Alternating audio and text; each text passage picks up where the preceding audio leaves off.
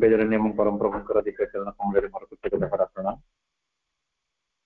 उपस्थित समस्त मातृ सन्तान मान प्रणाम जनाऊँ समस्त हृदय माँ दिव्य उपस्थिति को कृतज्ञता ज्ञापन मैंने दीर्घ किसी दिन धरी समर्पण संपर्क में आलोचना करुचे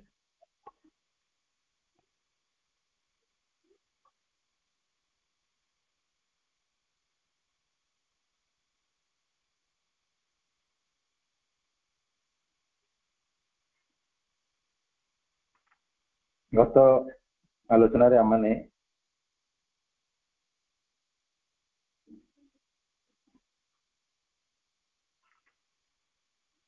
आलोचना करथिले एक्टिव सरेंडर संपर्क रे आज आम आलोचना टी 110 पेज रही जार शीर्षक हूँ परफेक्ट सरेंडर।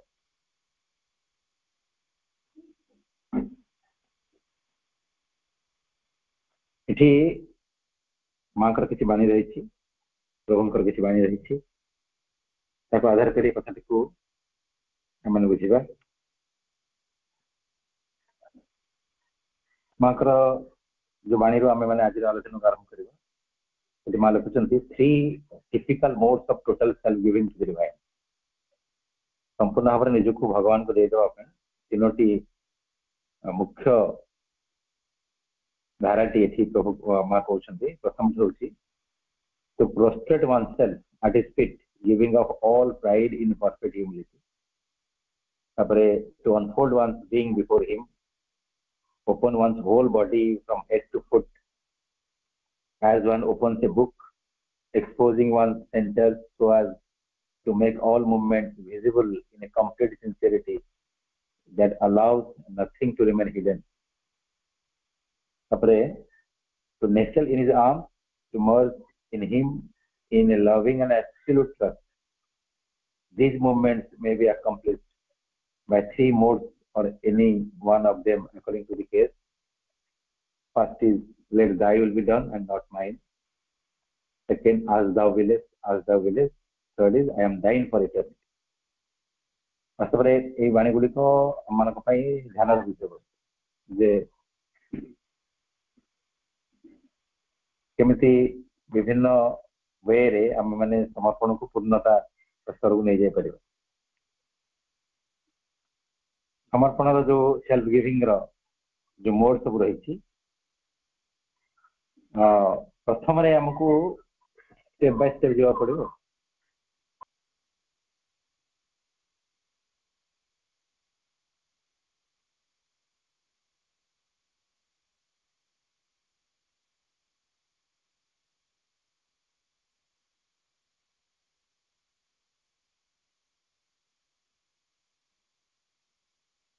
आम पूर्व भी संपर्क में आलोचना कर पूर्ण समर्पण स्टेप बाय स्टेप हम सीधा सड़क आम गोटे पूर्ण समर्पण स्तर को जापर ना आम गोटे पावच्य पर आउ एक पावच्य को अतिक्रम करा पड़े से कथा टी सरल भाव बुझापी चेष्टा कर प्रथम आमको पाद तले संपूर्ण भाव परिपूर्ण विनम्रतार सहित अर्पण करदेव पड़े आम भारतीय संस्कृति रे जो साष्टांग प्रणिपात भूमिका रही सब तार अभ्यास मान करू यह गोटे सिंबलिक थिंग यह गोटे प्रतीकात्मक कथाटी विनम्रतार प्रतीक जे आम भगवत चरण रे संपूर्ण निज को देदेवाई चाहूँ आमको से भाव भी करा केवल जे सत्संग प्रणिपात पर्यंत आम कार्य सीमित नुह भाव आम देखा जे each and everything I am putting before the divine mother feet माँ चरण कमल मोर जीवन सब किसी रखुची संपूर्ण भाव head to toe head to feet लिखुं माँ ଯେମିତି ଗୋଟେ ପୁସ୍ତକଟି ଖୋଲିଯାଏ ଆମେ ସେମିତି ଆମର ସବୁ କିଛିକୁ ମାଙ୍କ ପାଖରେ ଖୋଲିଦେବା। To unfold one's being before him opens one's whole body from head to foot as one opens a book, exposing one center so as to make all movements visible in a complete sincerity and allow nothing to remain hidden। ଆମର ସତ୍ତାକୁ ଗୋଟେ ଯଦି ପୁସ୍ତକ ଖୋଲାଯାଏ ମାଙ୍କ ସାମ୍ନାରେ ସମ୍ପୂର୍ଣ୍ଣ ଖୋଲିଦେବାକୁ ପଡ଼ିବ, ପୁରା ମସ୍ତକରୁ ପାଦ ପର୍ଯ୍ୟନ୍ତ ପ୍ରତ୍ୟେକ କେନ୍ଦ୍ରକୁ ଖୋଲିଦେବାକୁ ପଡ଼ିବ, ପ୍ରତ୍ୟେକ ଘଟଣାକୁ ମାଙ୍କ ସାମ୍ନାରେ ଖୋଲିବାକୁ ପଡ଼ିବ ସମ୍ପୂର୍ଣ୍ଣ ନିଷ୍ଠାପର ଭାବେ। ମାଙ୍କ ପାଖରେ ଆମ ଜୀବନର ନା ଶାରୀରିକ ନା ପ୍ରାଣିକ ନା ମାନସିକ କୌଣସି ଘଟଣା ଯଦି ଅଛପା ନ ରହେ, ସମ୍ପୂର୍ଣ୍ଣ ଭାବରେ ମାଙ୍କ ସାମ୍ନାରେ ଆମେ ନିଜକୁ ଉନ୍ମୁକ୍ତ କରିଦେବା, ନିଜକୁ ସମ୍ପୂର୍ଣ୍ଣ ଭାବରେ କମ୍ପ୍ଲିଟଲି ମାଙ୍କ ସାମ୍ନାରେ ଆମକୁ ଓପନ ହେବାକୁ ପଡ଼ିବ।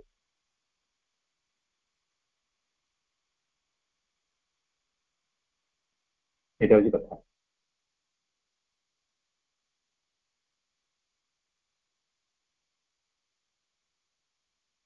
ତାପରେ to nestle in his arms, to merge in him in a loving and absolute trust। ତାଙ୍କର ବାହୁ ଯୁଗଳରେ ହିଁ ଆମକୁ ଆଶ୍ରୟ ନେବାକୁ ପଡ଼ିବ, ଏକ ପ୍ରେମପୂର୍ଣ୍ଣ ମନୋଭାବରେ, ଏକ ବିଶ୍ୱାସ ଆସ୍ଥାର ସହିତ। এই କଥାଟିକୁ କେମିତି ପ୍ରାକ୍ଟିସ କରିବା, ଭାବ ପ୍ରାକ୍ଟିସର ପଶ୍ଚାତରେ କିପରି ଭାବ ଆମର ରହିବ, ତାପରେ ସେ କଥା କହୁଛନ୍ତି। ପ୍ରଥମଟି ହଉଛି late thy will be done not mine। ଆମେ ଯେତେବେଳେ ମାଙ୍କ ଚରଣ କମଳରେ ସବୁ କିଛି ଦେଇ ଦଉଛେ, ତାମାନେ ଏଠି ପ୍ରଶ୍ନ ଆସେ କାହାର ଇଚ୍ଛା ପୂର୍ଣ୍ଣ ହବ, ଆମର ନା ମାଙ୍କର? ଆମେ ତ ତାଙ୍କ ପାଖରେ ସବୁ କିଛି ଦେଇ ସାରିଛୁ, ତ ଆମର ଇଚ୍ଛା ବୋଲି ଆଉ କିଛି ନାହିଁ। ସେ ଜାଗାରେ ଆମର ଭାବ ରହିବ ଯେ ତୁମର ଇଚ୍ଛା ପୂର୍ଣ୍ଣ ହଉ, ମୋ ଇଚ୍ଛା ନୁହେଁ, ଯେହେତୁ ମୁଁ ମାଙ୍କର ଚରଣ କମଳରେ ସବୁ କିଛି ଦେଇ ସାରିଲି। ଯଦି ମୁଁ ମାଙ୍କ ପାଖରେ ମୋ ନିଜକୁ ସମ୍ପୂର୍ଣ୍ଣ ଭାବରେ ଖୋଲି ସାରିଲିଣି, ମୋର ମନରେ କିଛି ନାହିଁ ଯାହା ମା ଜାଣିନାହାନ୍ତି, ମୋ ପ୍ରାଣରେ କିଛି ନାହିଁ ଯାହା ମା ଜାଣିନାହାନ୍ତି, ମୋ ଶରୀରରେ କିଛି ନାହିଁ ଯାହା ମା ଜାଣିନାହାନ୍ତି, ତାମାନେ ମା ପ୍ରକୃତିରେ ଜାଣିଛନ୍ତି ସବୁ, କିନ୍ତୁ ମୁଁ ମୋ ତରଫରୁ ସବୁ ଜଣେଇ ଦେଇଛି। ମୋର ମନର ଚିନ୍ତା, ପ୍ରାଣର ଯାହା ଯାହା ସବୁ ଭାବନା ରହିଛି, ମୋ ଶରୀରର ଯାହା ଯାହା ସବୁ ସୁବିଧା ଅସୁବିଧା ସବୁ କିଛି ମୁଁ ମାଙ୍କୁ ଜଣେଇ ସାରିଛି। ମୁଁ ମାଙ୍କୁ ମୋର ଯୋଜନା ସମ୍ପର୍କରେ, ମୋର ଲକ୍ଷ୍ୟ ସମ୍ପର୍କରେ, ମୋର ଉଦ୍ଦେଶ୍ୟ ସମ୍ପର୍କରେ, ମୋର ମନୋଭାବ ସମ୍ପର୍କରେ, ମୋର ଦୁର୍ବଳତା ସମ୍ପର୍କରେ, ମୋର ସମ୍ଭାବନା ସମ୍ପର୍କରେ ମୁଁ ମୋ ତରଫରୁ ସଚେତନ ଭାବେ ଜଣେଇଛି ମାଙ୍କୁ। ଯଦି ମୁଁ ମାଙ୍କୁ ସବୁ କିଛି ଜଣେଇ ସାରିଛି, ଆଉ ମୋ ପାଖରେ ମୋ ସମ୍ପର୍କୀୟ ମାଙ୍କ ପାଖରେ କିଛି ବି ଅଛପା ନାହିଁ, ତାହେଲେ ସେ ଜାଗାରେ ମୋର ଭାବ କିପରି ରହିବ? ଯାହା ତୁମର ଇଚ୍ଛା ମା, ଯାହା ତୁମର ଇଚ୍ଛା, as thou willest, as thou willest। ଯେତେବେଳେ ମୁଁ ମାଙ୍କର ବାହୁ ଯୁଗଳରେ ନିଜକୁ ସମ୍ପୂର୍ଣ୍ଣ ଭାବରେ ଦେଇ ସାରିଛି ବିଶ୍ୱାସ ଏବଂ ଆସ୍ଥାର ସହିତ, ଶ୍ରଦ୍ଧା ଭକ୍ତିର ସହିତ, ତାହେଲେ ମୋ ଭିତରେ ଏ ଭାବଟିକୁ ତ ଜୀବନ୍ତ ରଖିବାକୁ ପଡିବ ଯେ ମା ମୁଁ ହଉଛି ତୁମର, ଆଇ ଆମ୍ ୟୋର୍ସ, ଶାଶ୍ୱତ ସମୟ ପର୍ଯ୍ୟନ୍ତ I am yours, I am thine for eternity. ଶାଶ୍ୱତ ସମୟ ପର୍ଯ୍ୟନ୍ତ ମୁଁ ତୁମର, ଆଇ ବିଲଙ୍ଗସ୍ ଟୁ ୟୁ। ମା ଜଣେ ସାଧକଙ୍କୁ ଏ କଥାଟି କହିଥିଲେ ଯେ ଜୀବନରେ ଗୋଟିଏ କଥାକୁ ଯଦି ତୋ ହୃଦୟରେ ସମ୍ପୂର୍ଣ୍ଣ ଭାବରେ ସ୍ଥାନ ଦେଇପାରିଲୁ, ଜୀବନର ବହୁତ ବଡ ବଡ ସମସ୍ୟାକୁ ଅତି ସହଜରେ ସମ୍ମୁଖୀନ ହେଇପାରିବୁ। ସେଟା ହଉଛି mother love me and I am the ମଦର।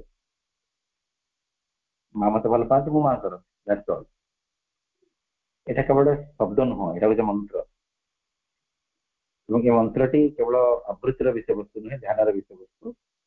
ଏବଂ ଜୀବନରେ এই ଭାବଟିକୁ ଯଦି ଆମେ ସମ୍ପୂର୍ଣ୍ଣ ଭାବରେ ଜୀବନ୍ତ ରଖିପାରିଲେ ପ୍ରତ୍ୟେକ ମୁହୂର୍ତ୍ତରେ, ତ ଆମର ଜୀବନ ଗୋଟେ ସ୍ୱତନ୍ତ୍ର ସ୍ତରକୁ ଯିବ। ଯେ I am thine for eternity, এই ଭାବଟି ବାସ୍ତବରେ ବହୁତ ଚମତ୍କାର ଭାବ। ଚିରଦିନ ପାଇଁ ତୁମର, I belongs to you, I am the mother, ମୁଁ ମାଙ୍କର, ମୁଁ ମୋର ବି ନୁହଁ, ମୁଁ ଆଉ କାହାର ବି ନୁହଁ, I am belongs two the mother, ମୁଁ ମାଙ୍କର। ଏ ଭାବଟିକୁ, ଏ ମନ୍ତ୍ର ଗୁଡିକୁ ଆମକୁ ହୃଦୟରେ ସବୁବେଳେ ଜୀବନ୍ତ ରଖିବାକୁ ପଡିବ, ଏହା ହବା ଆବଶ୍ୟକ।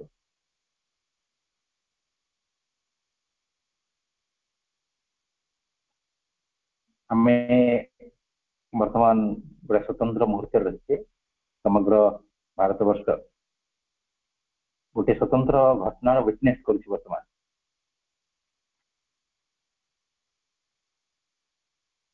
ଏବେ କିଛି ସମୟ ପୂର୍ବରୁ ମୁଁ ଗୋଟେ ନ୍ୟୁଜରେ ପଢୁଥିଲି ଯେ ଦୀର୍ଘ 30-32 ବର୍ଷ ଧରି ଜଣେ ମହିଳା ଗୋଟେ ବ୍ରତ ପାଳନ କରୁଛନ୍ତି। ବ୍ରତଟି ହଉଛି ଯେପର୍ଯ୍ୟନ୍ତ ମନ୍ଦିରଟି ପ୍ରତିଷ୍ଠା ନ ହବ ମୁଁ କଥା କହିବି ନାହିଁ, ସମ୍ପୂର୍ଣ୍ଣ ଭାବରେ ମୌନ ଧାରଣ କରିବି। ଏବଂ ଯେତେବେଳେ ମନ୍ଦିରର ପ୍ରାଣ ପ୍ରତିଷ୍ଠା ହେଇଗଲା, ପ୍ରଥମେ ସିଏ ତାଙ୍କର ସେ ଆରାଧ୍ୟଙ୍କର ନାମରୁ ହିଁ ଦୀର୍ଘ କେତେ ବର୍ଷ ପରେ କଥା କହିବା ଆରମ୍ଭ କଲେ। ଏତେ ଲମ୍ବା ସମୟ ପର୍ଯ୍ୟନ୍ତ ସେ ଗୋଟେ ବ୍ରତକୁ ନିଷ୍ଠାପର ଭାବେ ପାଳନ କରୁଥିଲେ, ଗୋଟେ ସଂକଳ୍ପରେ ସେ ଲାଗି ରହିଥିଲେ, ମଝି ରହିଥିଲେ। ଯୋଉ ସମୟରେ ସେ ସଂକଳ୍ପଟି କରିଥିଲେ, ତାଙ୍କର ସଂକଳ୍ପ ଅନୁସାରେ ଘଟଣାଟି କେବେ ଘଟିବ, କୋଉ ଦିନ ତାଙ୍କର ସେ ମନସ୍କାମନାଟି ପୂର୍ଣ୍ଣ ହବ, ତାର କୌଣସି ଗ୍ୟାରେଣ୍ଟି ନଥିଲା।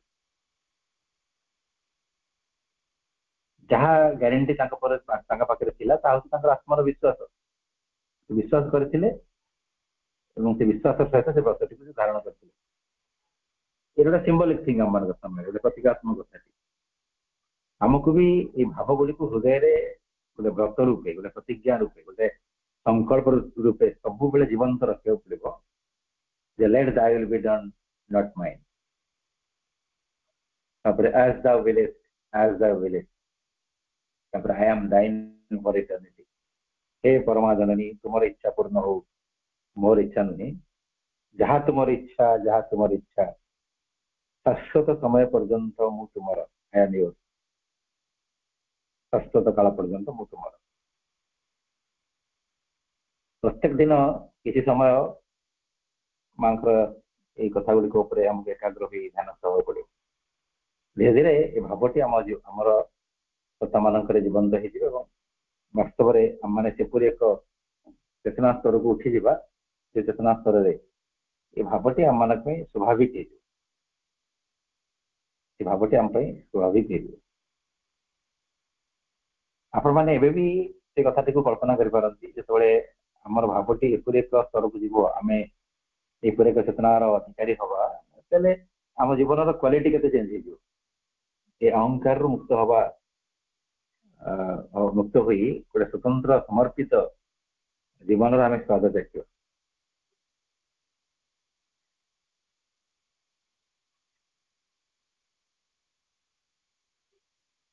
ତାପରେ ଲେଖୁଛନ୍ତି Sri Aurobindo and the mother have mentioned the sunlit path and have opened the possibility for us to follow the sunlit path।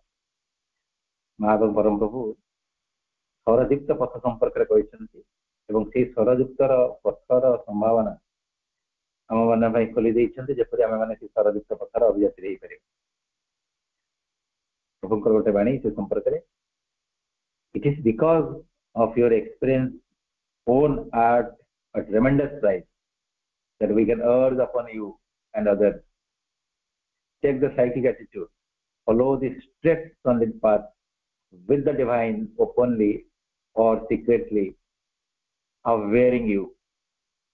If secretly he will yet show himself in good time, do not insist on the hard, hammered, roundabout and difficult journey. Hampered and roundabout and difficult journey।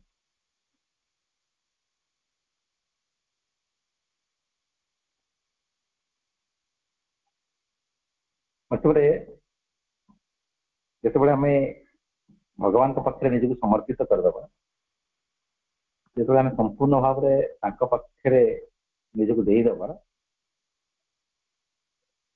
ସେତେବେଳେ ଆମକୁ ଗୋଟେ ସିଧା ସଳଖ ଏବଂ ଗୋଟେ ସରଯୁକ୍ତ ପଥରେ ଚାଲିବା ପାଇଁ ଗୋଟେ ସୁଯୋଗ ମିଳିବ।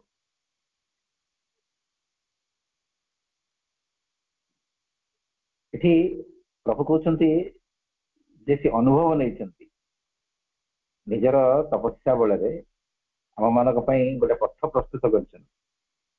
ମା ଯେତେବେଳେ ପ୍ରଭୁଙ୍କୁ କୃତଜ୍ଞତା ଦେଉଥିଲେ, ସେଠି ବି ମା ସେ କଥା ଲେଖିଛନ୍ତି, who has struggled, hoped, achieved all for us, endured and achieved all for us।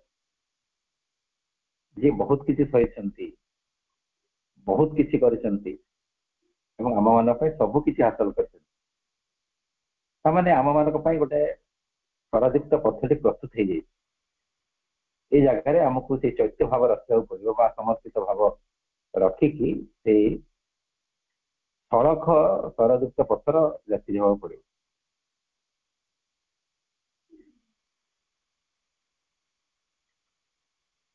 आम जो निजक समर्पित करदे आम स्ट्रेट रोड जापर जदि आम निजक तपस्या बल असमर्पित भाव रखा तपस्या करवा निजर पर्सनाल एफर्ट रे आम लगी रहा निजर अनुसार जीवन बचा चेष्टा करवा आमको गोटे लंबा लंग कट देख जावा पड़ो अरे कष्टकर पथ देख जावा पड़ो क्योंकि आम से काम नक आमको सनलाइट पाथ जात्री हवा पड़ो स्वरदीप्त पथर जात्री हवा पड़ो take this psychic attitude follow the straight sunlit path with the divine openly or secretly obscuring you. If secretly he will yet show himself in good time. Do not insist on the hard, hampered, roundabout and the difficult journey.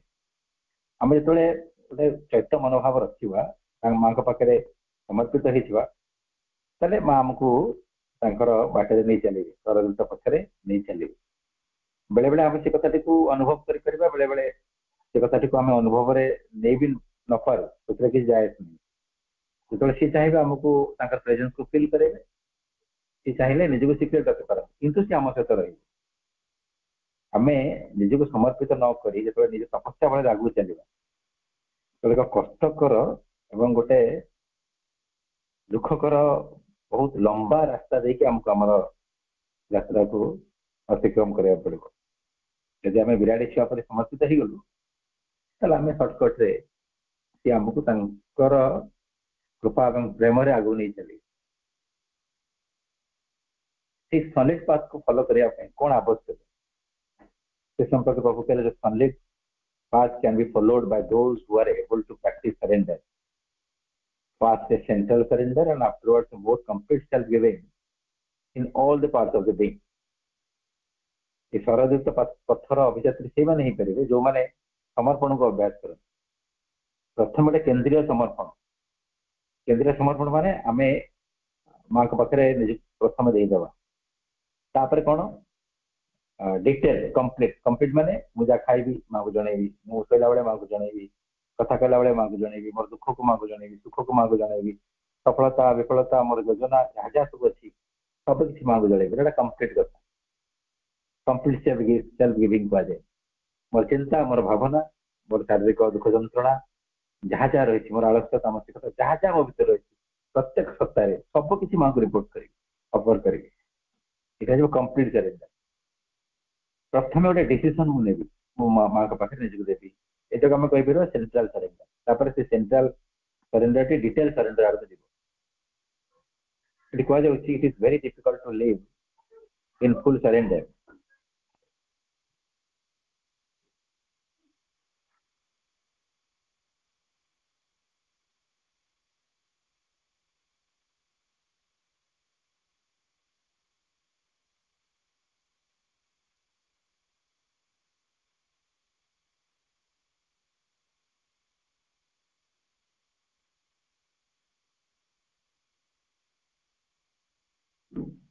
निजक पूर्ण भाव में समर्पित करदे वास्तव में बहुत कष्टकर जो आम गोटे समाज रे बसवास करुचे you will have to have courage to choose for the highest and the deepest whatever the consequences आम भीतर से साहस दरकार तो आम सर्वोत्तम एवं गभीरतम भगवान को खोजुचे पाखे आमको समर्पित हवा पड़ो से समर्पित हवा वास्तव में बहुत कष्टकर जो आम गोटे सोसाइटी रोचे से आमको अनेक किसी समस्यार सम्मुखीन हवा पड़े सब बेले भगवान इच्छा बंचला भाया व्रत को पालन कला बेलू हमको ଅନେକ ବାଧାବିଘ୍ନର ସମ୍ମୁଖୀନ ହେବାକୁ ପଡିବ। ସେ ଜାଗାରେ ଟିକେ ସାହସ ଆବଶ୍ୟକ। ଆମକୁ ଦେଖିବାକୁ ପଡିବ ଯେ ପରିସ୍ଥିତି ଯାହା ହଉ ନା କାହିଁକି ମୋ ମାଙ୍କ ଅନୁସାରେ ଚାଲିବି। ଏଇଟା କଣ ସହଜ କଥା କି? ସହଜ କଥା କେବେ ନୁହଁ। ଅନେକ କିଛି କମ୍ପ୍ରମାଇଜ ଆମକୁ କରିବା ପାଇଁ ସଂସାର ବାଧ୍ୟ କରିବ। ସେ ଜାଗାରେ ଆମକୁ ସାହସର ଆବଶ୍ୟକ। ଯଦି ଆମେ ନିଜେ ସେଇ ସାହସକୁ ପ୍ରଦର୍ଶନ କରିପାରୁନାହୁଁ ତେବେ ମାଙ୍କୁ ପ୍ରେୟାର ବି କରିବା ଯେ ମା ମୁଁ ଏମିତି କରିବା ପାଇଁ ଚାହୁଁଛି, ମୋର ଇଚ୍ଛାରେ ବଞ୍ଚିବା ପାଇଁ ଚାହୁଁଛି, କିନ୍ତୁ ସୋସାଇଟିର କାରଣରୁ ପାରିପାର୍ଶ୍ୱିକ ଅବସ୍ଥାର କାରଣରୁ ଏଇ ସବୁ କନସିକ୍ୱେନ୍ସେସ୍ ମତେ ଭୋଗ କରିବାକୁ ପଡୁଛି। ତ ଧୀରେ ଧୀରେ ମା ସାହସ ଦେବେ, ଆମେ ଆଉ ପରିଣାମକୁ ଖାତିର କରିବା ନାହିଁ। You have to be able to trust, to feel protected because you live trusting that the divine knows what is best for you. ଧୀରେ ଧୀରେ ତୁମର ଆସ୍ଥା ବଢିବ। ତୁମେ ଅନୁଭବ କରିବ ଯେ ତୁମକୁ ଗୋଟେ ସୁରକ୍ଷାର ବଳୟର ମଧ୍ୟ ରଖାଯାଇଛି। ତୁମେ ଭଗବାନଙ୍କ ଉପରେ, ଭଗବାନଙ୍କ ପ୍ରତି ଯୋଉ ଆସ୍ଥାର ସ୍ପନ୍ଦନରେ ବଞ୍ଚିବା ପାଇଁ ଆରମ୍ଭ କରିବ। ତୁମ ଭିତରେ ଏ ଭାବଟି ସୃଷ୍ଟି ହବ ଯେ ଯାହା ମୋ ପାଇଁ ସର୍ବୋତ୍ତମ ସେ କଥାଟି ମା ଜାଣିଛନ୍ତି। ସେଥିପାଇଁ ଯଦି ମୋ ଜୀବନରେ ଦୁଃଖ ଆସିଛି, ଇଟ୍ ଇଜ ବେଷ୍ଟ ଫର ମି, ସୁଖ ଆସିଲେ ବେଷ୍ଟ ଫର ମି, ବିଫଳତା ବେଷ୍ଟ, ସଫଳତା ବେଷ୍ଟ। ଏଇ ଭାବଟି ଧୀରେ ଧୀରେ କେତେବେଳେ ଆସିବ? ଯେତେବେଳେ ଆମ ଭିତରେ ଟ୍ରଷ୍ଟ, ମାଙ୍କ ପ୍ରତି ଆସ୍ଥାଟି ଜନ୍ମ ହବ। ଆମେ ସେଥିପାଇଁ ପ୍ରସ୍ତୁତ ହବା, ମାଙ୍କୁ ପ୍ରେୟାର କରିବା ଯେ ଯେହେତୁ ମୁଁ ସମାଜ ଭିତରେ ରହୁଛି, ସଂସାର ଭିତରେ, ପରିବାର ଭିତରେ ରହୁଛି, ଏ ସମର୍ପଣକୁ ଅଭ୍ୟାସ କରିବା ବାସ୍ତବରେ ବହୁତ କଷ୍ଟକର। ଯାହା ବି ପରିସ୍ଥିତି ହଉନା କାହିଁକି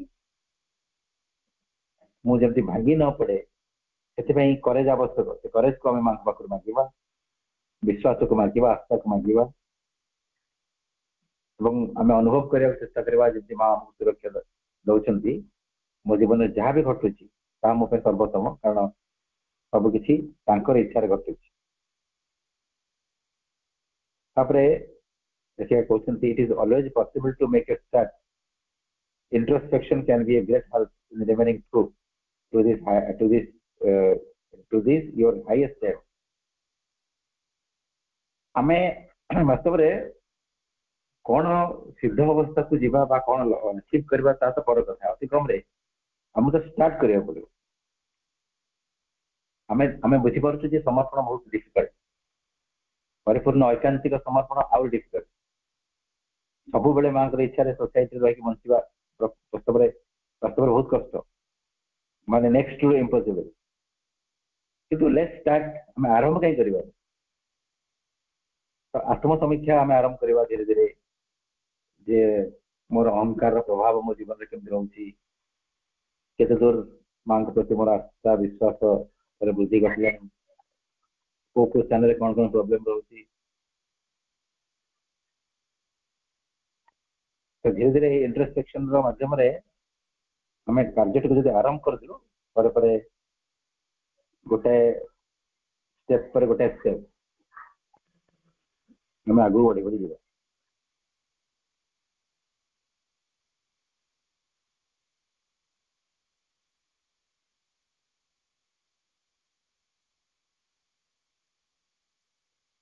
ସେଥିପାଇଁ ଲେଖିବା କହୁଛନ୍ତି ଇଟ୍ is always possible two make A start. ଆମ ଦ୍ୱାରା କାର୍ଯ୍ୟଟି କଷ୍ଟ ହେଇପାରେ, କିନ୍ତୁ ଆରମ୍ଭ କାହିଁ ଆମେ କରିବାନି?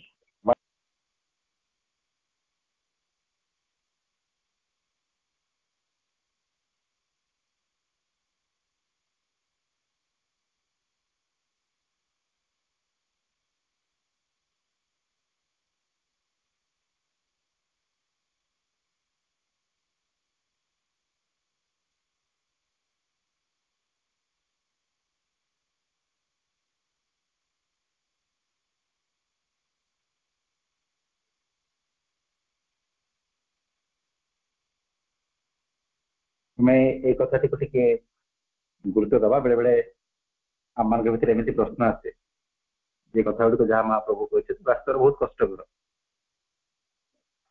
କଷ୍ଟକର ସେତେବେଳେ ଲାଗେ ଯେତେବେଳେ ଆମେ ତାର ସିଦ୍ଧ ଅବସ୍ଥା କଥା ଚିନ୍ତା କରୁ ବା ହାଇଏଷ୍ଟ ଆଚିଭମେଣ୍ଟ କଥା ଚିନ୍ତା କରି ବିଚାର କରୁ, ଯେ ଆମର ମନ ପ୍ରାଣ ସ୍ତରରେ ରୂପାନ୍ତର ଘଟିବ, ଆମେ ପରିପୂର୍ଣ୍ଣ ସମର୍ପଣ ଅବସ୍ଥାକୁ ଯିବା। ଏଇଟା ହାଇଏଷ୍ଟ ଏମ୍। ସେଥିପାଇଁ ବାସ୍ତବରେ ବହୁତ କଷ୍ଟକର। କିନ୍ତୁ ସେ କଷ୍ଟକର ଲକ୍ଷ୍ୟ ଦୃଷ୍ଟିରୁ ବିଚାର ନ କରି ଆମେ ଚିନ୍ତା କରିବା ଯେ ଆମକୁ ତ ବର୍ତ୍ତମାନ ଆରମ୍ଭ କରିବାର ଅଛି, ବହୁତ ଲମ୍ବା ରାସ୍ତା ଯିବାର ଅଛି। तो आम सफल हवा विफल हवा ए कथा को चिंता करी निजर ये कार्यटी को आरंभ कर कहीं निजी निवृत्त रखा whatever the consequences or whatever the result it will happen later but let's start now पर तो घटो जहाँ घटिया कथा एवं चलो आम आरंभ करवा आम इंट्रोस्पेक्ट करवा आत्मसमीक्षा करवा किपरि इंट्रोस्पेक्शन माध्यम आम समर्पण स्तर को जावा ताकू स्टेप बाय स्टेप लेखिका कहते फास्ट गो डीप विदिन आम ये कथा पूर्व अभ्यास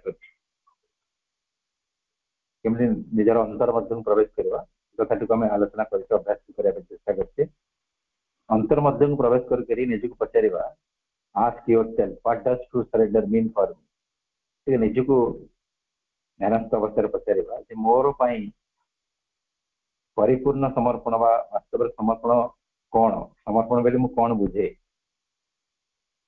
try to hear an answer while you keep your mind as quiet as possible आम अंतर मध्य प्रवेश कर अंतर गोटे उत्तर चाहूँ निजर मन को नीरव रखी उत्तर टी शुणा चेष्टा कर यहाँ गोटे दिन हेनी आम प्रत्येक दिन कथा पचार पड़ो after this you could reflect on आम जो ध्यानस्थ अवस्था टे रिफ्लेक्ट करने चेष्टा करवा जाना चेष्टा करवा what were the moments in my life when I came just to the true surrender निजर जीवन घटना को ऑब्जर्व करके चेष्टा कर जाना मो जीवन में कौन कौन से मुहूर्त जो जगह पूरा समर्पण गोटे अवस्था को जाइए परिपूर्ण समर्पण अवस्थार पूरा निकटवर्ती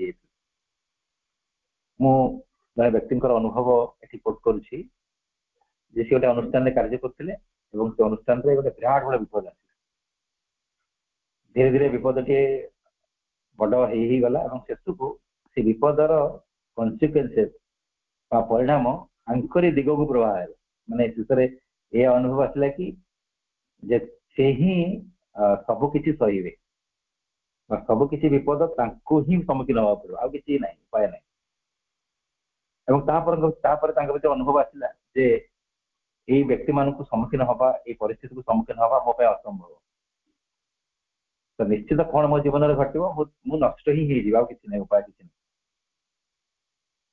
जो से एक भाव आसला भितर किए कहले तो किसी करार ना after you are going to be finished तू तो नष्ट हो यही जगार तू विशेष किसी व्यस्त न हो भगवान निज को समर्पण भगवान पाखे कहीं न करदे से भाई कहते मुझे धीरे धीरे निज क्वाइट करदेली मुझे माँ मो सहित अच्छा जहाँ हूँ हो मु अपमानित हेले हेबी माड़ खाइले खाइबी मरीगले मरीजी जहाँ हूँ I will not be worried about it मुझे कहीं से भावी कारण मोर तो किसी कर जहाँ विरोधी शक्ति मो मत जहाँ क्षति करने कथा सी कर माँ जमी मत प्रोटेक्ट करने कथा करेंगे after all it is their issue not mine माँ से शक्तिर बुझे भर कौन करने कथा आफ्टर मो पास किसी ना मुझे केवल माँ नाम जप करी तो सी भाविले कि चतुर्दिगरे गोटे घटनार प्रभाव चली थाए चारिआडे गोटे विशृंखलार प्रभाव चली थाए ता भितर मु अनुभव करी मु नीरव अच्छी जहाँ हम आ भाभी कौन लाभ आम जीवन में एमती किसी मुहूर्त आसी आउ जन भाई कथा कहूँ से जन इंजीनियर सफ्टवेयर इंजीनियर ऑस्ट्रेलिया काम करते गोटे कौन सी टावर को देखा गला समय से टावर हाइट पाखापाखि 500 मीटर तो 100-200 मीटर लिफ्ट गला लिफ्ट बंद हो गला से लिफ्ट जो मॉनिटर अच्छी से जापर मात्र 200 मीटर पर लिफ्ट बंद हो 300 मीटर अच्छी तो लिफ्ट चलू ना कौन असुविधा है किसी जापर न तो से लिफ्ट पाखापाखि 12-13 जन व्यक्ति थे समस्त निजर निजर सेलफोन बाहर कर ट्राए कले कहार नेटवर्क आसुनी कौन सी प्रकार अन्य क्या कम्युनिकेट करवा बाहर किसी सूचना हासिल करवा कौन असुविधा है तार किसी चांस न थाए तो कई व्यक्ति कांदिया आरंभ कले आम मरजीबू कि जना पड़ूनी पैनिक अवस्था तो ये भाई कहले मुझे लास्ट चिंता कली जहाँ माँ करेंगे हम मुझे कहीं भावी मोर मरबार थो मरबी बचार थो बचबी कहले समस्ते कदा कटा कर मुझे चुपचाप अच्छी माँ का नाम जप करी पूरा निजी क्वाइट करदेली जहाँ हम देखा ठीक अध घंटे पर समस्त सफोकेशन फिल कर आरंभ कले ସମସ୍ତେ ଅଣନିଶ୍ୱାସୀ ମାନେ ଫିଲ୍ କରିବା ଆରମ୍ଭ କଲେ। ତ ସେ ପ୍ୟାନିକ ଅବସ୍ଥା ଆହୁରି ବଢିଗଲା, ଲୋକମାନେ ଆହୁରି ଜୋରରେ କନ୍ଦା କଟା କରିବାକୁ। ତ ସେ ଜାଗାରେ ମୁଁ ନିଜକୁ ପୁଣି ଆହୁରି କ୍ୱାଇଟ୍ କରିବା ପାଇଁ ଚେଷ୍ଟା କଲି। ତ ଠିକ ଅଛି, ଯାହା ମାଙ୍କର ଇଚ୍ଛା। ଏମିତି ଭାବୁ ଭାବୁ ଭାବୁ ଭାବୁ ଆହୁରି ଅଧଘଣ୍ଟା ବିତିଗଲା ଏବଂ ତାପରେ ହଠାତ୍ ସେ ଫିଲ୍ କଲେ ଯେ ଲିଫ୍ଟ ଖୋଲିଲା। ସେମାନେ ଟପ୍ ଫ୍ଲୋରରେ ଥିଲେ। ତାପରେ ସେମାନେ ଜାଣିଲେ ଯେ ଲିଫ୍ଟ ଖରାପ ହେଇଯାଇଥିଲା ଆଉ ସେ ମେସିନକୁ ସଜାଡ଼ିକି ରିପେୟାରିଂ କଲା ପରେ ଅଲଗା କୌଣସି ଉପାୟ ଅବଲମ୍ବନ କରି ତାକୁ ଉପରକୁ ଉଠେଇବା ସେଇ ସମୟରେ ବହୁତ ବିଳମ୍ବ ହେଇଥାନ୍ତା। ତ ତାଙ୍କର ଯେ ଇନଚାର୍ଜ ଥିଲେ ସେ ଡିସାଇଡ୍ କଲେ ମାନୁଆଲି ଅପରେଟ୍ କରିକି ଉପରକୁ ନେବା। ତ ସେମାନେ କାଲକୁଲେଟ୍ କରିଥିଲେ 1 ଆୱାର ଲାଗିବ, 12 ଜଣ ବ୍ୟକ୍ତି ଅଛନ୍ତି। ଯଦି 1 ଆୱାର ଭିତରେ ଆମେ ଇଭାକୁଏସନ୍ କରିପାରିଲୁ ତ ଇନିସିଆଲ ଯୋଉ ଏଣ୍ଡ ଷ୍ଟେଜରେ ସେ ଟିକେ ଟିକେ ସଫୋକେସନ୍ ଫିଲ୍ କରିପାରନ୍ତି, କିନ୍ତୁ କାହାର ମୃତ୍ୟୁ ଘଟିବନି। 1 ଆୱାର ଭିତରେ ଆମକୁ କାର୍ଯ୍ୟଟିକୁ କରିବାର ଅଛି। ସେମାନେ ଯଥାସମ୍ଭବ ନିଜେ ଚେଷ୍ଟା କରି ମାନୁଆଲି ଅପରେଟିଂ କରୁଥିଲେ। ଏ ସୂଚନା କିନ୍ତୁ ଯୋଉ ଲିଫ୍ଟ ଭିତରେ ଯୋଉମାନେ ଥିଲେ ତାଙ୍କ ପାଖରେ ପହଞ୍ଚି ହେଉନଥିଲା। ତ ଲିଫ୍ଟରେ ଯୋଉମାନେ ଅଛନ୍ତି ତାଙ୍କ ପାଖରେ କିଛି ସଟନ୍ ନ୍ୟୁଜ୍ ନାହିଁ। ସେମାନେ ଜାଣିନାହାନ୍ତି ଆଗକୁ କ'ଣ ଘଟିବ ବା ଏବେ କ'ଣ ଘଟୁଛି, ଲିଫ୍ଟ ଯିବା ଆସିବା କରୁଛି କି ନାହିଁ, ସେଇ ଜାଗାରେ ଅଛି, କିଛି ବି ତାଙ୍କ ପାଖରେ ସୂଚନା ନାହିଁ। ସେଇ ଜାଗାରେ ଜଣେ ନିଜକୁ ଷ୍ଟେବଲ ରଖିପାରିଲେ, କାରଣ ତାଙ୍କର ଭିତରେ ଥିବା ଅନ୍ତର୍ଦଶାଟି ସେ ସମର୍ପଣର ଭାଇବ୍ରେସନକୁ ଫିଲ୍ କଲା। ସେ ଦେଖିଲେ ଯାହା ହବ ହବ, whatever the consequences may be, I will not be worried about it. ମୁଁ କାହିଁ ବ୍ୟସ୍ତ ହେବି, ପରିସ୍ଥିତି ଯାଉ ନା କାହିଁକି ମୁଁ ମାଙ୍କୁ ଜଣେଇଦେବି। That's all. ତ ଆମମାନଙ୍କ ଜୀବନରେ ହୁଏତ କେବେ କେବେ ସେମିତି ଏକ ସମର୍ପଣର ଭାବଟି ଆସିଛି। ଏଇ ଜାଗାରେ ପ୍ରଶ୍ନ ଉଠିପାରେ, ଆମେ ସେଇ ସମର୍ପଣକୁ ମନେ ପକେଇବା କ'ଣ ଆବଶ୍ୟକ? ମନେ ପକେଇବା ଏଇଥିପାଇଁ ଆବଶ୍ୟକ, ସେଇ ସମର୍ପଣର ସେଇ ମୁହୂର୍ତ୍ତ ଆମମାନଙ୍କ ପାଇଁ ପରମାନେଣ୍ଟ ନୁହଁ, କିଛି ସମୟ ପାଇଁ ଆସିଛି ପୁଣି ପୁଣି ଚାଲିଯାଇଛି। ଆମେ ଯେତେବେଳେ ସେଇ ମୁହୂର୍ତ୍ତକୁ ମନେ ପକେଇବା, ମା କହୁଛନ୍ତି କି ସେଇ ଭାଇବ୍ରେସନ ପୁଣି ରିକ୍ରିଏଟ୍ ହବ। ମା ଗୋଟେ ବାଣୀ ଅଛି, ଆମେ ଯେତେ ସେଇ ଭାଇବ୍ରେସନକୁ ରିକ୍ରିଏଟ୍ କରିବା, ଫିଲ୍ କରିବା, ତାର ପ୍ରଭାବ ଆମ ଜୀବନ ସହିତ ବଢି ବଢିଯିବ। ଗୋଟିଏ ଘଟଣାରେ ଆମେ ଏମିତି ଅନୁଭବ କରିଥିଲେ, ଧୀରେ ଧୀରେ ଜୀବନର ପ୍ରତ୍ୟେକ ଘଟଣାରେ ପରିସ୍ଥିତି ଯାଉ ନା କାହିଁକି ଆମେ ସମର୍ପିତ ହବା ପାଇଁ ଚେଷ୍ଟା କରିପାରିବା, ବା ଆମେ ନିଜକୁ ନିରବ ରଖି ପରିସ୍ଥିତିର ସମ୍ମୁଖୀନ ମାଙ୍କର ଭରସାରେ କରିପାରିବା। ତ ଧୀରେ ଧୀରେ ଆମ ଭିତରେ ସମର୍ପଣଟି ଆଉ କିଛି ସମୟ ପାଇଁ ସୀମିତ ନ ରହି ଆମ ଜୀବନଟି ହିଁ ସେ ସମର୍ପଣର ଗୋଟେ ସ୍ପନ୍ଦନରେ ପରିଣତ ହେଇଯିବ। ସେଥିପାଇଁ କୁହାଯାଉଛି ଯେ what were the movement in my life when I came the closest to the true surrender. ମୁଁ 2 ଜଣ ଭାଇଙ୍କର ଅନୁଭବ କହିଲି। ଆମ ସମସ୍ତଙ୍କର ସେ ଅନୁଭବ ଅଛି। ବ୍ୟକ୍ତିଗତ ଭାବେ ଅନୁଭବ କାହାକୁ ସେୟାର ନ କରାଯାଇପାରେ, କିନ୍ତୁ ନିଜେ ଆତ୍ମସମୀକ୍ଷା ମାଧ୍ୟମରେ ସେ ଅନୁଭବକୁ ଟିକେ ଦେଖିବା, ଜାଣିବା, ପୁଣି ରିକ୍ରିଏଟ୍ କରିବା ବହୁତ ଆବଶ୍ୟକ ସାଧନା ଦୃଷ୍ଟିରୁ। ତାପରେ what can I do to make my surrender more true? ଏଇ ଯୋଉ କିଛି ସମୟ ପାଇଁ ମୁଁ ସମର୍ପଣକୁ ଫିଲ୍ କଲି, ସେ ସମର୍ପଣକୁ ଆହୁରି ଅଧିକା ଜୀବନ୍ତ ଏବଂ ସତ୍ୟତମ ସ୍ତରକୁ ନେବା ପାଇଁ ମୁଁ କ'ଣ କରିପାରିବି? ଆମେ ନିଜକୁ ପଚାରିବା, ଆମେ କ'ଣ କରିପାରିବା? କିଛି ଉଦାହରଣ ଦିଆଯାଇପାରେ। ଆମେ ନାମ ଜପ କରିବା, ସାବିତ୍ରୀ ପଢିବା, ମାଙ୍କୁ ପ୍ରାର୍ଥନା କରିବା, ହୃଦୟରେ ମାଙ୍କୁ ଧ୍ୟାନ କରିବା, କିଛି କିଛି ଉପାୟ ଆମେ ପୂର୍ବରୁ ଆଲୋଚନା କରିଛେ। ଆପଣଙ୍କ ପାଇଁ କ'ଣ ସୁବିଧା, ଆପଣ କ'ଣ ଅଭ୍ୟାସ କଲେ ଆପଣଙ୍କର ସେ ସମର୍ପଣ ଭାବଟି ଅଧିକା ଜୀବନ୍ତ, ଅଧିକା ସତ୍ୟତମ ସ୍ତରକୁ ଯାଇପାରିବ?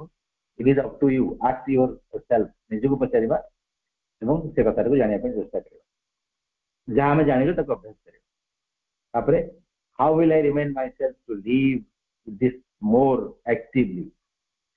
କେମିତି ସେଇ ଗୋଟେ ସମର୍ପଣର ଭାବରେ ମୁଁ ଅଧିକା ଜୀବନ୍ତ ଭାବରେ ନିଜକୁ ବଞ୍ଚେଇ ପାରିବି, ବା ମୁଁ ସେମିତି ଏକ ଜୀବନ ବଞ୍ଚିବି ଯୋଉ ଜାଗାରେ ସମର୍ପଣରେ ଭାବଟି ପୁରା ଜୀବନ୍ତ ଥିବ। କ'ଣ ମୁଁ କରିବି? ମୁଁ ଟିକେ ମୋ ନିଜ ପାଇଁ ଯୋଜନା କରିବି। ତା ସହିତ କ'ଣ କରିବି? ଏଠି କୁହାଯାଉଛି ଯେ ମୁଁ ମୋ ନିଜକୁ ରିମାଇଣ୍ଡ କରେଇବି। କ'ଣ ରିମାଇଣ୍ଡ କରେଇବି? ଯେତେବେଳେ ମୋ ଜୀବନରେ ବିପଦ ଆସୁଛି, ବିପଦରେ ଭାଙ୍ଗି ନ ପଡି ମୁଁ ମୋ ନିଜକୁ ରିମାଇଣ୍ଡ କରେଇବି ଯେ ଏମିତି ତ ବଡ ବିପଦଟା ପୂର୍ବରୁ ଆସିଥିଲା, ମୋର ତ କିଛି କ୍ଷତି ଘଟିନି, ଲାଗୁଥିଲା ବହୁତ କିଛି ନଷ୍ଟ ମୋର ହେଇଯିବ, କିନ୍ତୁ ବାସ୍ତବ ତ କିଛି ହେଲାନି। କାହିଁ ହେଲାନି? ମା ଥିଲେ, ମୁଁ ତାଙ୍କ ପାଖରେ ସମର୍ପିତ ଥିଲି। ସେ ମା କ'ଣ ଏବେ ନାହାନ୍ତି କି? ଏବେ ଅଛନ୍ତି। ପୂର୍ବରୁ ତ କିଛି ଘଟି ନଥିଲା, ଏବେ କାହିଁ ଘଟିବ? why I will be panic? ମୁଁ କାହିଁ ବ୍ୟସ୍ତ ହେଇ ପଡିବି? ମୁଁ ନିଜକୁ ରିମାଇଣ୍ଡ କରେଇବି। ସେ ରିମାଇଣ୍ଡର ମୁଁ ନିଜକୁ କିପରି ଦେବି, କିପରି ବୁଝେଇବି, ସେ କଥାଟି ଆମେ ଲେଖିବା।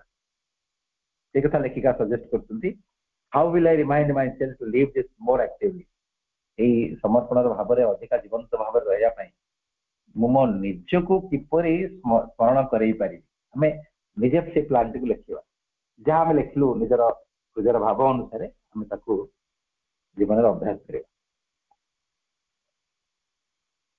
ତାପରେ ପ୍ରଭୁଙ୍କର ଗୋଟେ ବାଣୀ ପଢିବା, ଯୋଉ ବାଣୀ हमको कौन शिखेबो पर्सनल एफर्ट रु डिवाइन फोर्स पर्यंत हमारे किपरि निजको नहीं जाई परिबा प्रभु कहले it is not possible to get rid of the stress on personal effort at once and not always desirable. So personal effort is better than tamastic inertia. The personal effort has to be transformed progressively into a movement of the divine force. If you feel conscious of the divine force, then call it in more and more to govern your effort, to take it off, to transform it into something not yours, but the mother. There will be a short transfer, a taking off the forces at work in the personal adhara, or transfer not suddenly, complete but progressive.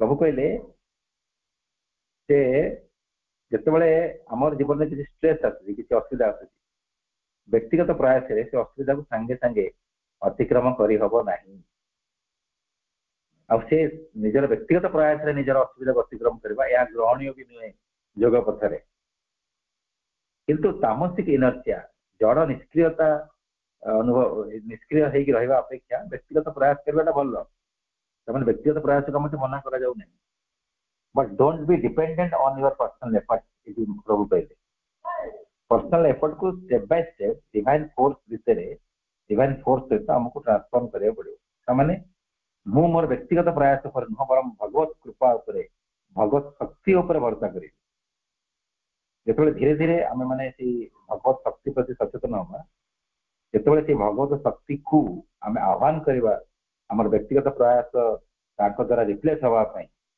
तो धीरे धीरे आम भीतर अनेक किसी रूपांतर कार्य हम आम अनुभव करवा जे ये सब गुड़िक मो द्वारा हो नहीं सब गुड़िक माँ द्वारा हो माँ शक्ति द्वारा हो धीरे धीरे अनुभव करी मोर ज्ञान नुह मोर शक्ति नुह मोर सामर्थ्य नुह मो जीवन में जहाँ जहाँ घटुची सेगुड़िक माँ शक्ति मध्यम घटुची ताने मो जीवन में जहाँ भी हासिल कली it is not due to my personal effort but due to the mother force मो जीवन में जहाँ जहाँ हासिल कली मो निजर व्यक्तिगत प्रयास नुहे सब किसी को माँ शक्ति द्वारा ही हासिल कली मु सब क्रेडिट मोर पर्सनल एफर्ट को नुह माँ शक्ति को देवी ताने धीरे धीरे मोर पर्सनल एफर्ट स्थान माँ शक्ति ग्रहण करने आरंभ कर आमर आधार प्रस्तुत हो there will be a thought of transfer a taking of the forces at work in the personal आधार a transfer not suddenly complete but progressive यही भाया कथा जे मोर पर्सनल एफर्ट रिप्लेस हो माँ शक्ति द्वारा यहाँ फरक हम प्रोग्रेसिव स्टेप बाय स्टेप हम धीरे धीरे आम चिंतार से कथा को भावा अनुभव करवा एमती भी आम जीवन में एक्सपीरियंस आसो आज मोर आंगुठी नुह मोर आंगुठी भीतर माँ शक्ति ही कार्य कर मोर कंठ नुह मोर वाक्य नुह ता भीतर माँ शक्ति कार्य कर मोर मस्तिष्क भीतर माँ शक्ति कार्य करी योजना प्रस्तुत कर मो फिजिकल बीइंग रे भी माँ शक्ति परिचालना करुच्ची मोर शरीर को कार्य गुड़िक संपादित कर धीरे धीरे कंप्लीटली आम फिल करवा I am nothing she is everything मु किसी नुह सब किसी सीए तो से स्तर को जावाई स्टेप बाय स्टेप प्रोग्रेसिवली जावाक पड़ो गोटाए दिन में संभव ना माँ को प्रार्थना करवा वास्तव में एमती एक जीवन आम शीघ्र अनुभव करूँ जो जीवन रे मु नथी सब किसी माँमय हो जाए सब किसी पाखे समर्पित हो इच्छा अनुसार शक्ति ही परिचालित हो एकात्मता प्राप्त हो जाए मोर ना निजर कौन संकल्प थी ना निजर कौन चेष्टा लक्ष्य उद्देश्य थी सब किसी सहित मु मिलई देती मोर इच्छा इच्छा मोर संकल्प संकल्प सहित मिसी जाइए एमती एक पूर्ण समर्पण संभावना आम भर अच्छी से संभावना यथाशीघ्र वास्तव रूप ग्रहण करूँ हृदय प्रार्थना माँ पाखे आज आलोचना टी मुझे रखुच्छी मो तरफ आज आलोचना को आधार कर किसी जिज्ञासा किसी प्रश्न रही आप रखु बाकी समय तक से प्रश्न आलोचन आम आलोचना को आगे बढ़ेगा।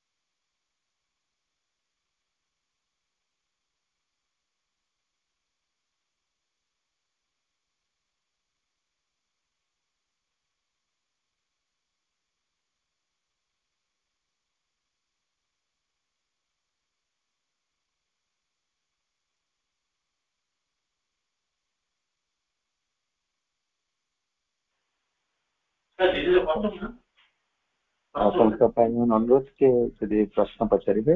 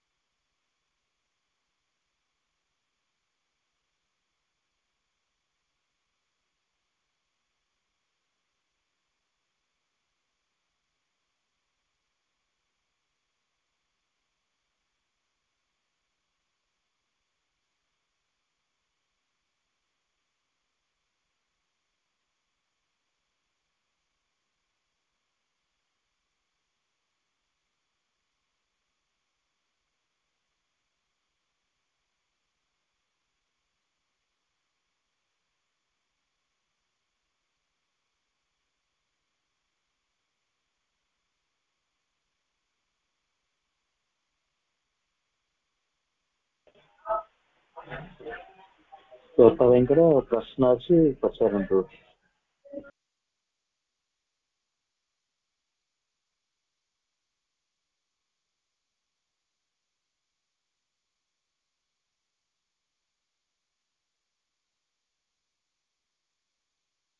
ବନ୍ଦେ ମାତରମ୍ ତିନିଟା ଟିପିକାଲ ମୋଡ ବୋଲି କହିଲେ, ସିଆଡେ ତିନିଟା ଦେଲେ ମାଣିଦେଲେ ଲେଟ୍ ଦେ ୱିଲ୍ ବି। ଆଗକୁ କଣ ସମସ୍ତ କଣ ରହିଲା? State oneself at his feet. Let the will be done. ଚାହୁଁଛି ବୁଝେଇଲା ଏ ତିନିଟାକୁ ସେ ତିନିଟା ଭାଇ।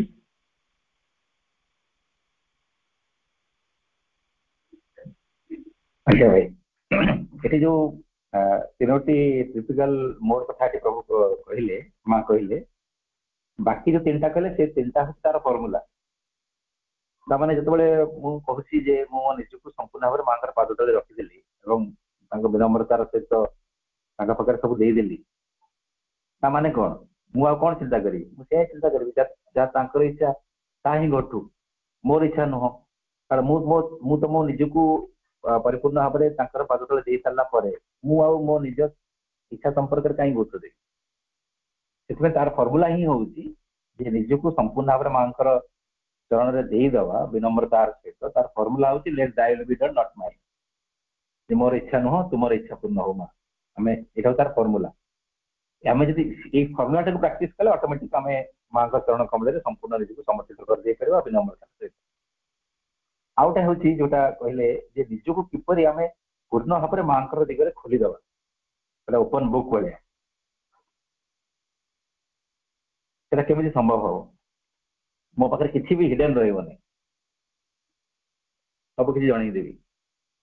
ତାମାନେ ମୋର ନିଜର ହିଁ କିଛି ଇଚ୍ଛା ରହିବନି, ଆଉ ମୋ ନିଜର ହିଁ କିଛି ସଂକଳ୍ପ ରହିବନି। ତ ସେଇ କଥାକୁ କେମିତି ମୁଁ ପ୍ରାକ୍ଟିସ କରିବି? କଣଟା ଫର୍ମୁଲା? ତ ମା କହିଲେ ଯେ ଆମେ ସବୁବେଳେ କଳ୍ପନା କରିବା, ଚିନ୍ତା କରିବା, ଧ୍ୟାନ କରିବା ଯେ ଆଜ୍ ଦାଉ ୱିଲେସ୍, ଆଜ୍ ଦାଉ ୱିଲେସ୍। ତୁମର ଯାହା ଇଚ୍ଛା, ତୁମର ଯାହା ଇଚ୍ଛା, ଯାହା ତୁମର ସଂକଳ୍ପ, ଯାହା ତୁମର ସଂକଳ୍ପ, ମୋର ଆଉ କିଛି ନାହିଁ। ଏଇଟା ଫର୍ମୁଲା। ତାପରେ ଶେଷରେ ଯୋଉ କହିଲେ ଆମେ ମାଙ୍କର ବାହୁ ଯୁଗଳରେ ନିଜକୁ ସମ୍ପୂର୍ଣ୍ଣ ଭାବରେ ମିଳେଇ ଦେବା, ଆଶ୍ରୟ ନେଇଯିବା ତାର ବାହୁ ଯୁଗଳର ଆସ୍ଥା ବିଶ୍ୱାସର ସହିତ। ତାମାନେ ମୋ ଭିତରେ ଗୋଟେ ଫିଲିଂକୁ କ୍ରିଏଟ୍ କରିବାକୁ ପଡିବ ଯେ ମୁଁ ଆଉ କାହାର ନୁହଁ, ମୁଁ କେବଳ ମାଙ୍କର। ଏଇଟା ତା formula. I am thine for eternity. ମା ବି ଅନ୍ୟତ୍ର ଅନ୍ୟ ସହଜ ଭାବରେ କଥା କହିଛନ୍ତି ଯେ ଆମେ ଫିଲ୍ କରିବା ଯେ mother loves me and I am the mother. ମା ମତେ ବହୁତ ଭଲ ପାଆନ୍ତି, ମୁଁ ମାଙ୍କର। ସେଇଟା ଫର୍ମୁଲା। ଏ ଫର୍ମୁଲାଟାକୁ ମୁଁ ପ୍ରାକ୍ଟିସ କଲି ମାନେ ମୋର ଷ୍ଟେଟ୍ ଅଫ୍ କନସିୟସନେସ୍ କୋଉ ଜାଗାକୁ ଯିବ? ମୁଁ ସମ୍ପୂର୍ଣ୍ଣ ଭାବରେ ମାଙ୍କର ବାହୁ ଯୁଗଳରେ ହିଁ ନିଜକୁ ଆସ୍ଥାର ସହିତ ଛାଡ଼ିଦେବି। ତୁ ଯାହା କରୁଛୁ କର, କାରଣ ମୁଁ ହଉଛି ତୋର। ତୁ ମତେ ଭଲ ପାଅ, ମୁଁ ତୋର।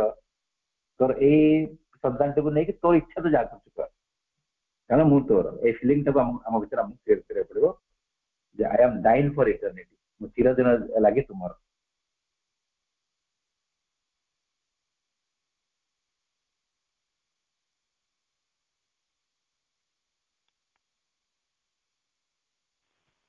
ଭାଇ ପ୍ରଣାମ, ବନ୍ଦେ ମାତରମ୍।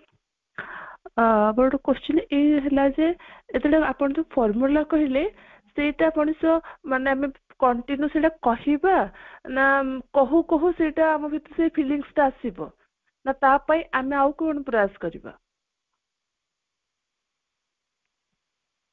नहीं कहवाटा बेसी विशेष किसी गुरुत्वपूर्ण नुह आमे कथा गोटे कहूथबा गोटे करते सकता नुह एठी गोटे आमको भाव में प्रैक्टिस करिया पड़े प्रथम प्रथम इमेजिनेशन एंड फीलिंग एथिरे आमको प्रैक्टिस करिया पड़े मु सबले मोर सेतबे तो इंट्रोस्पेक्शन कथा कह जाउछि आत्म समीक्षार कथा तो मोर दिन सारा घटना गुड़ को आत्म समीक्षा करी सेतबे मु मो निजु पचारि ये कार्य करने समय मोर भावटी कौन थिला मु मो इच्छा पूर्ण हवा बेसी जोर दउछि ना मां इच्छा पूर्ण हवा बेसी जोर दउछि मु जा चाहूली से कथा पूर्ण हो जाऊ एमती गोटे भितर भाव थिला ना मु भावुली मु कहीं भावी से विषय जहाँ मां इच्छा पूर्ण हो आई हैव टू इंट्रोस्पेक्ट मते समीक्षा करिया पड़ो निजको निजर समीक्षा करिया पड़ो से आम भाविबा सब बेले आम कार्य पश्चात उद्देश्य संपर्क में टिके इंट्रोस्पेक्ट करके चिंता करवा जे ये जो कार्यटी होची ये कार्य सफलता विफलता मां इच्छा हो जहाँ मां चाहूँ लेट डाइट बी डन मुझे कल्पना करी जहाँ मां इच्छा ता हो जहाँ मां संकल्प ता पूर्ण हो मु कल्पना करी अनुभव करने चेष्टा करी मो तरफ मां को प्रार्थना करी मो निज पचारि मु कहार मो हृदय रु अनुभव करने चेष्टा करी आई एम दी मदर मां यहाँ प्रथम प्रथम कल्पना और भाव में प्राक्टिस हम तापर धीरे धीरे मां कृपार अनुभव में परिणत हो आम मैंने जेहतु we are the being of mind and heart आम किए आम तो विशेषकर मन हिसाब से मनुष्य हिसाब से मनर प्राणी यही मनुष्य मान मन सहित हृदय एक्टिव थाए तो आमर जो सत्ता एक्टिव आम प्राक्टिस से ही प्रथम आरंभ हुए आमर मन जेहेतु एक्टिव से प्रथम साधना इमाजिनेशन आरंभ हुए कल्पना बाट खोली दिए मां कहते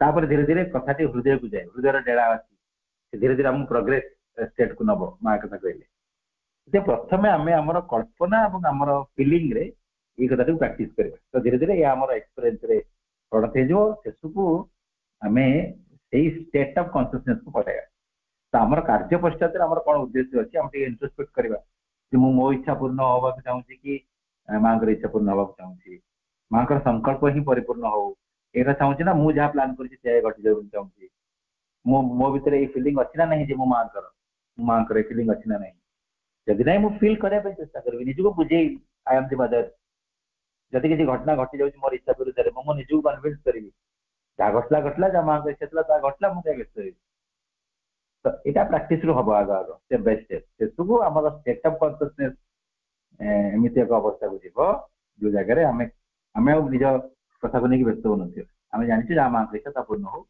आम निजे पूरा गोटे बहुत सेटल्ड अवस्था समस्त अवस्था रही जाइए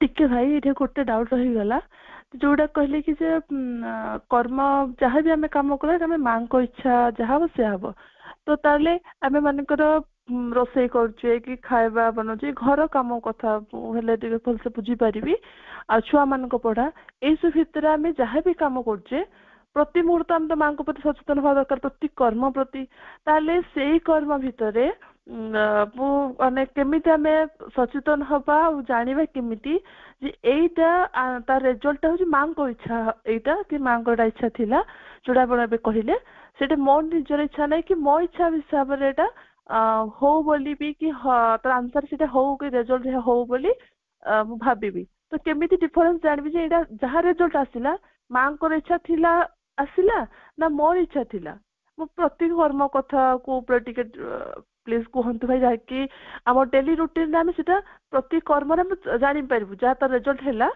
आम बुझी पारू माँ को हिसाब से कि माँ को इच्छा बोली टी जानी पारू प्लीज टे भाई एक्सप्लेन कर दिंतु आम जीवन में आम परिवार में आम पे जीवन में जहाँ घटुची सब माँ इच्छा नुह आम प्रथम एटा बुझा दरकार कारण ये अनेक प्रकार शक्ति कार्य कर आम मानकर जो शक्ति प्रति जिते इनक्लिनेशन रही से शक्ति सफल हम मुझे मोर अहंकार को जोर देवी मोर अहंकार जहाँ चाहूँगी ता घटो मुझे माँ जोर देवी ମାଙ୍କର ଗୁରୁତ୍ୱ ଯଦି ମୋ ଜୀବନରେ ଅଧିକା ଅଧିକା ବଢିବ ତାହେଲେ ମାଙ୍କର ଇଚ୍ଛାଟି ମୋ ଜୀବନରେ ଅଧିକା ଅଧିକା ପରିପୂର୍ଣ୍ଣ ହବ। ଏଇଟା ହଉଛି କଥା। ତ ମୁଁ ପ୍ରଥମେ ଇଣ୍ଟ୍ରୋସ୍ପେକ୍ଟ କରିବି ମୋର ଜୀବନରେ ମୋର ନିଜର ଅହଙ୍କାର, ମୋର ନିଜର କାମନା ବାସନା ଲୋଭ, ମୋ ନିଜର ଯୋଜନା ଉପରେ ବେଶୀ ମହତ୍ଵ ରହିଛି, ଗୁରୁତ୍ୱ ରହିଛି ନା ମାଙ୍କ ଉପରେ। ମୋ ଜୀବନରେ who is important, my ego, my planning or the mother. ମୋ ପ୍ରଥମ ଷ୍ଟେପଟା ହଉଛି ମୁଁ ମୋ ନିଜକୁ ଆତ୍ମ ସମୀକ୍ଷା ମାଧ୍ୟମରେ ଏ କଥାଟିକୁ ଜାଣିବା ପାଇଁ ଚେଷ୍ଟା କରିବି ଯେ ମୋ ଜୀବନରେ ଗୁରୁତ୍ୱପୂର୍ଣ୍ଣ କିଏ। ତାପରେ କଥାଟି ହଉଛି ଯେ ଆମେ କେମିତି ଜାଣିବା ମାଙ୍କର ଇଚ୍ଛା କଣ ପୂର୍ଣ୍ଣ ହେଲା। ସେ ଜାଗାରେ ଆମର ଜାଣିବାର କିଛି ଆବଶ୍ୟକତା ନାହିଁ। ଅସଲ କଥାଟି ହଉଛି ମୋର କାର୍ଯ୍ୟ କରିବାର ପଶ୍ଚାତରେ ଉଦ୍ଦେଶ୍ୟଟି କଣ, ଯେ ମୁଁ ଚାହୁଁଛି କି ମା ଯାହା ଚାହୁଁଛନ୍ତି ସେଇଆ ହଉ ନା ମୁଁ ମୋର ଇଚ୍ଛାଟିକୁ ଜୋର ଦଉଛି। ସପୋଜ ମୁଁ ଚାହୁଁଛି ମୋର ପିଲାଟିଏ ବର୍ତ୍ତମାନ କମ୍ପିଟିସନ ଆମ ପିଲା ଯାଇଛନ୍ତି, ମୁଁ ଚାହୁଁଛି ମୋର ପିଲାଟି ପ୍ରଥମ ପ୍ରାଇଜ ଆଣୁ, ପ୍ରଥମ ଫାଷ୍ଟ ହେଇଯାଉଛି ପାଠରେ ସବୁଥିରେ ଫାଷ୍ଟ ହେଇଯାଉଛି, ସେଟା ମୁଁ ଚାହୁଁଛି ନା। ଆଉ ମା ଚାହୁଁଛି କି ନ ଚାହୁଁଛି ଆମେ ଗୁରୁତ୍ୱ ଦଉଛୁ କି? ଆମେ କହୁଛୁ ନାଇଁ ମୁଁ ଚାହୁଁଛି ମୋର ପିଲାଟି ଫାଷ୍ଟ ପ୍ରାଇଜ ଆଣୁ। ତାମାନେ I am giving prime importance to my desire. ମୁଁ ମୋର କାମନାକୁ ଗୁରୁତ୍ୱ ଦେଇକି କାମ କରୁଛି। ପ୍ରକୃତରେ କଥା ହବା କଥା କଣ, ମୁଁ ମୋର ମାଙ୍କର ଯନ୍ତ୍ର ହିସାବରେ, ମାଙ୍କର ସନ୍ତାନ ହିସାବରେ ମୋର ପ୍ରୟାସକୁ ସର୍ବୋତ୍ତମ ଦେବି, ମୁଁ ଏଫର୍ଟ 100% ଦେଇଦେବି। ତାପରେ ମୁଁ କଣ ରେଜଲ୍ଟ ହବ ତାପରେ ଗୁରୁତ୍ୱ ଦେବି ନାହିଁ। ଆମର ପିଲାଟି ଫାଷ୍ଟ ହବ କି ସେକେଣ୍ଡ ହବ କି କିଛି ହବନି ସେଇଟା ମା ବୁଝିଥିବେ, ମୁଁ ତାର ଉପରେ ଚିନ୍ତା କରିବାର ନାହିଁ। ଆଦୌ ମୋର କେବଳ କର୍ମରେ ଭୂମିକା ଅଛି, ତାର ଫଳରେ ନୁହେଁ।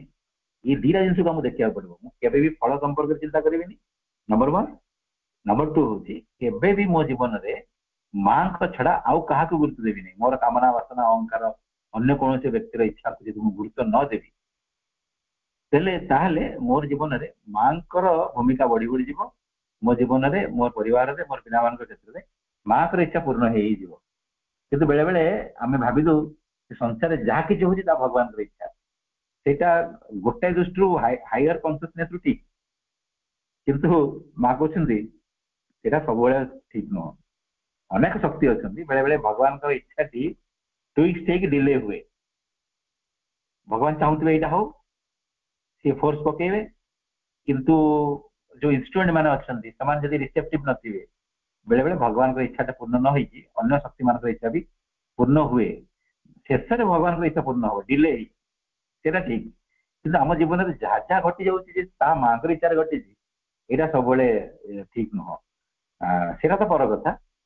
କିନ୍ତୁ କେମିତି ଆମ ଜୀବନରେ ମା ଯାହା ଚାହୁଁଛନ୍ତି ତାହା ଘଟିବ, ଯଦି ଆମ ଜୀବନରେ ଆମେ ଆମର କାମନା ବାସନାକୁ ଗୁରୁତ୍ୱ ନ ଦେଇ ମାଙ୍କୁ ଗୁରୁତ୍ୱ ଦବା ବେଶୀ, ମାଙ୍କର ଗୁରୁତ୍ୱ ଆମ ଜୀବନରେ ଯଦି ବଢି ବଢି ଯିବ, ତେବେ ଆମ ଜୀବନରେ ମାଙ୍କ ପ୍ରଭାବ ଅଧିକା ଅଧିକା ପଡିବ ଏବଂ ଅନ୍ୟ ଶକ୍ତି ମାନେ ଆମ ଜୀବନରେ କିଛି ଘଟିବା ପାଇଁ ସଫଳ ହେବେନି। ଆମ ଜୀବନରେ ଯାହା ମାଙ୍କର ଇଚ୍ଛା ତାହା ହିଁ ଘଟିବ।